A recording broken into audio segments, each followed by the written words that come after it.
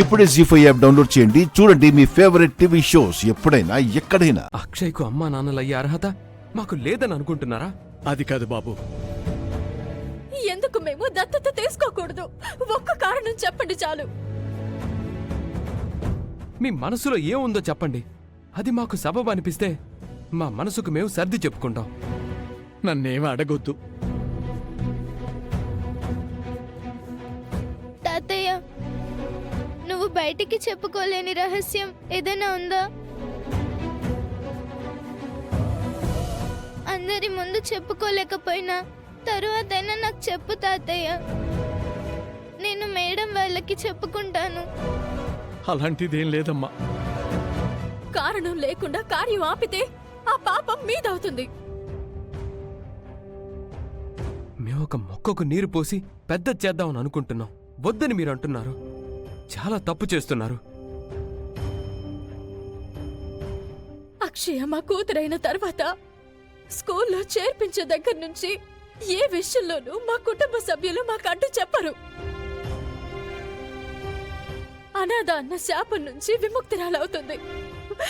దయచేసి అర్థం చేసుకోండి. మీ కాళ్ళు పట్టుకుని అడుగుతున్నాను.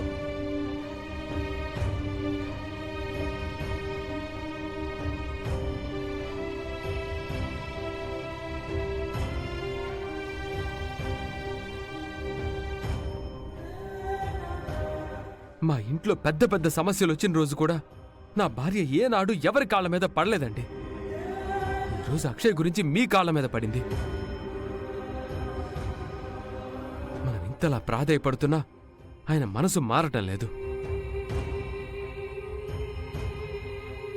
దయ చూపించండి సార్.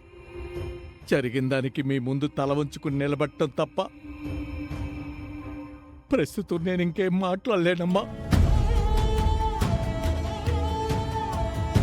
ఏం జరిగినా అంతా అమ్మవారి ఆదేశం అనుకుని మీరు అక్షయ్ని మీతో తీసుకువెళ్ళండి.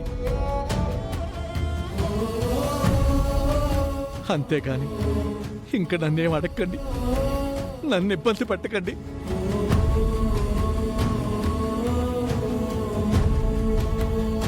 కాలం కలిసి వస్తే ఇప్పుడు ఆగిపోయిన ఈ దత్తత మరో సందర్భంలో గొప్పగా జరిగే అవకాశం వస్తుంది. అప్పటి వరకు ఎదురు చూద్దాం. అంతవరకు అక్షయ్ను మీ దగ్గరే ఉంచండి. నన్ను క్షమించండి.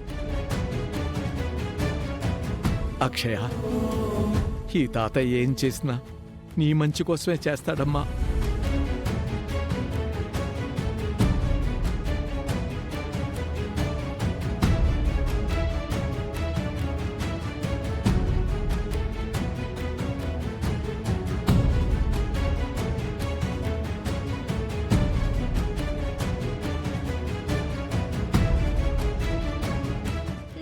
కూతురుగా రావడం కంటే ముందు మీ పాపే మీ దగ్గరకు వస్తుందేమో మేడం.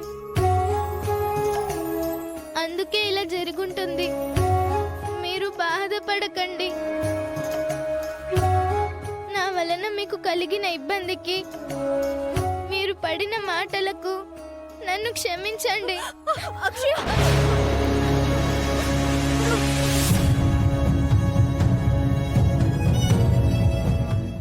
జీ5 యాప్ డౌన్లోడ్ చేసి అన్ని ఎపిసోడ్స్ పూర్తి ఉచితంగా చూడండి.